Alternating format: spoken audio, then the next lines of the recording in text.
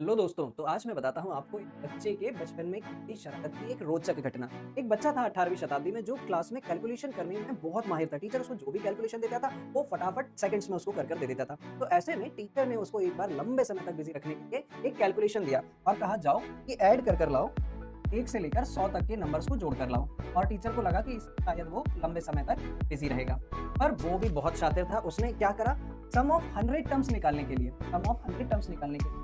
+2 +3 up to कहाँ तक निकाला 100 तक। फिर इसी सीक्वेंस को उसने एक बार अपोजिट लिख दिया, +99 +90 अप कहाँ तक 1 तक। और जैसे ही उसने इन दोनों इक्वेशंस को ऐड करा, यानी कि फर्स्ट और सेकंड को ऐड करा, तो उसे बड़ा एक इंटरेस्टिंग फैक्ट मिला, यानी कि 101 + 101 + 101 ऐसा उसको 100 टाइम्स तक मिल गया। और यहीं से निकल कर आया एक बड़ा इंटरेस्टिंग सा फैक्टर, यानी कि sum of 100 terms twice of sum of 100 terms is 100 multiple of 101। और इस बात को उसने लिख लिया कुछ इस तरीके से, 100 इंटू 1 प्लस 100 या प्लस 100। और यहाँ से जब उसने थोड़ा सा दिमाग लगाया तो उसने ये पाया सम ऑफ 100 टर्म्स, यानी कि ये क्या था हमारे पास n, a क्या था, 1 क्या था फर्स्ट टर्म, यानी कि यदि अगर मैं इसको लिखूं a प्लस ये क्या था हमारे पास बच्चों लास्ट टर्म, यानी कि nth टर्म।